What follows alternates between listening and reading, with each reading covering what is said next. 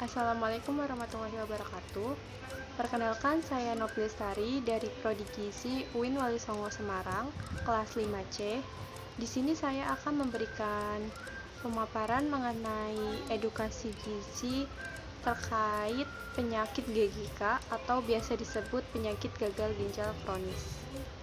Selanjutnya di sini ada pengertian dari ginjal. Ginjal merupakan suatu organ penting dalam tubuh manusia karena ginjal mempunyai fungsi regulasi dan ekskresi serta mengekskresikan kelebihannya yaitu sebagai kemih.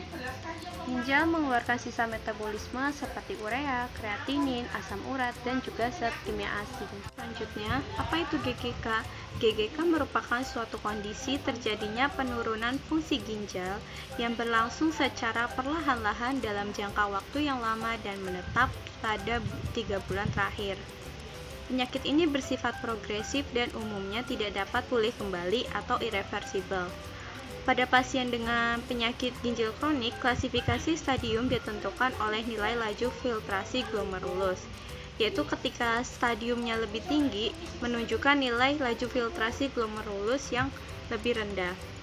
Nah, laju filtrasi glomerulus atau biasa disebut GFR merupakan salah satu indikator untuk menilai dari fungsi ginjal. Kemudian di sini ada stage dari GFR.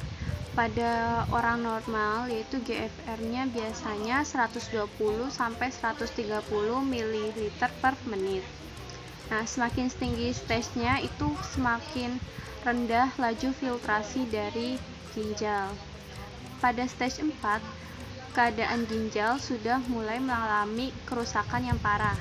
Sedangkan pada stage 5, biasanya pasien sudah diminta untuk melakukan cuci darah atau hemodialisa karena fungsi ginjalnya sudah tidak bisa berjalan dengan normal.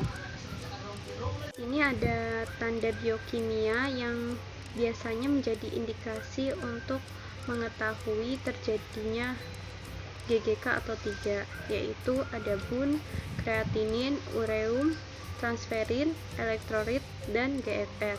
Biasanya ini didapat dari data-data lab. Tanda dan gejala dari penyakit ginjal kronis. Di sini ada tekanan darah yang tinggi, perubahan frekuensi dan jumlah buang air kecil dalam sehari, adanya darah dalam urin, lemah serta sulit tidur, kehilangan nafsu makan, sakit kepala, tidak dapat berkonsentrasi, gatal, sesak, mual dan muntah, serta adanya pembengkakan terutama pada kaki dan pergelangan kaki, serta pada kelopak mata waktu pagi hari.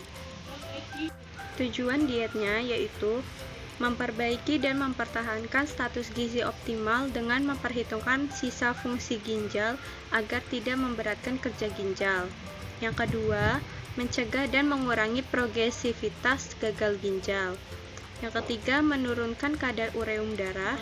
Yang keempat, menjaga keseimbangan cairan dan elektrolit. Syarat dietnya yaitu energi sesuai dengan kebutuhan, protein 0,6 sampai 0,8 gram per kilo BB per hari. Diutamakan menggunakan protein yang memiliki nilai biologis yang tinggi.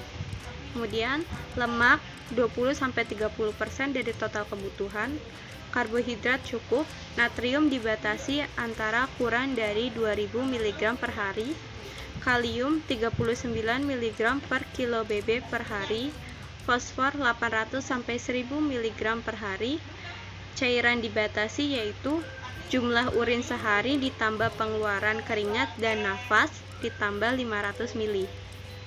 Jenis diet dan indikasi pemberian.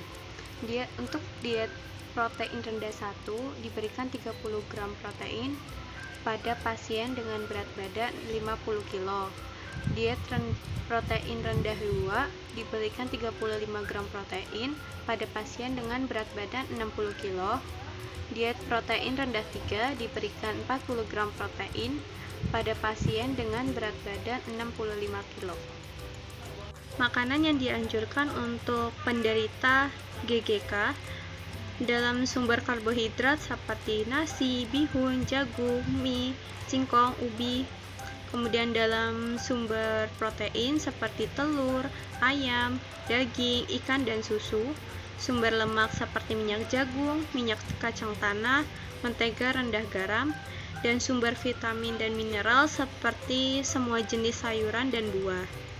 Makanan yang tidak dianjurkan atau dibatasi untuk penderita gagal ginjal kronis pada sumber protein yaitu seperti kacang-kacangan dan hasil olahannya, yaitu seperti kayak tahu, tempe. Kemudian sumber lemak seperti santan, margarin, minyak kelapa.